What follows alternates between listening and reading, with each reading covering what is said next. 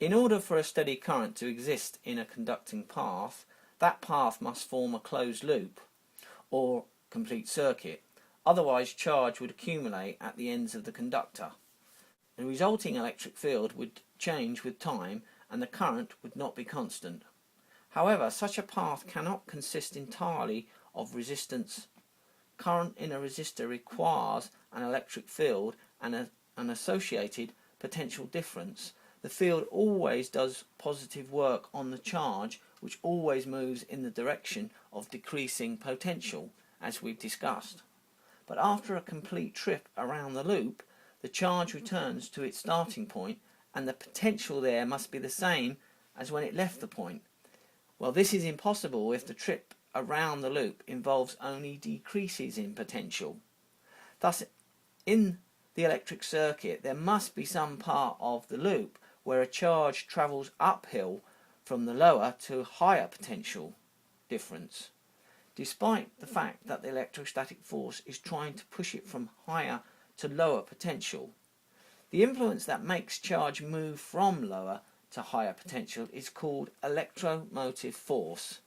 Every complete circuit having a steady current must include some device that provides electromotive force, usually abbreviated EMF. Batteries and electrical generators are examples of EMF. Such a device has the ability to convert energy of some form, mechanical, chemical, into electrical energy and transfer it into the circuit where it is connected. An ideal source of EMF would maintain a constant potential difference between its terminals, independent of the current through it. Of course, in reality, an ideal source is an abstraction. This is a schematic diagram of a source of EMF that maintains a potential difference between conductors A and B, called the terminals of the device. Terminal A, marked plus, is maintained at higher potential than terminal B, marked minus. Associated with this potential difference is an electric field E, so we've got the electric field E in there, in the region around the terminals, both inside and outside the source. So we've got this electric field going on, moving, say, in this direction. The electric field inside the device is directed from A to B. A charge Q within the source experiences an electrical force, Fe for electrical, equals Q, and this is the electric field vector, caused by this field. But the source is itself a conductor, and if this was the only force on the free charges, then positive charge would move through the source from A to B, and negative charge would move from B to A. The access charges on the conductors would decrease, and the potential difference would eventually decrease to zero, so it would all balance out. But this is not the way batteries and generators actually behave. They maintain a potential difference even when there is a steady current through them. Thus, in a source, some additional influence must be present that needs to push positive charges from lower to higher potential, opposite to the direction of the electric field force, Fe. So we need something in the opposite direction.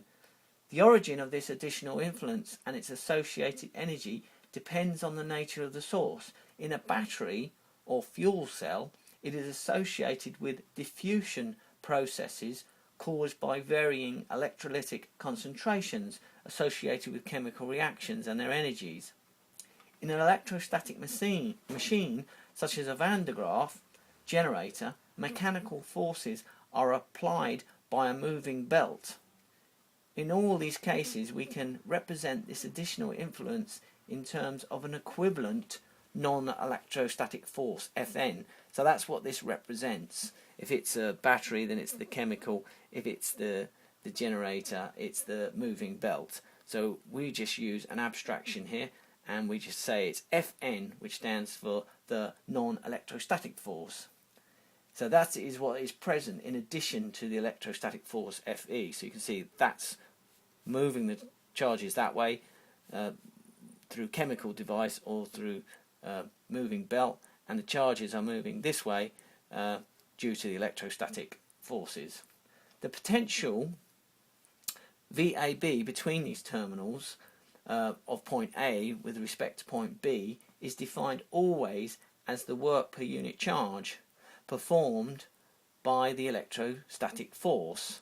So we're defining it in terms of electrostatic force on a charge moving from A to B. Similarly, the EMF of the source, denoted by epsilon, is the energy per unit charge supplied by the additional influence mentioned above during the uphill displacement from B to A. So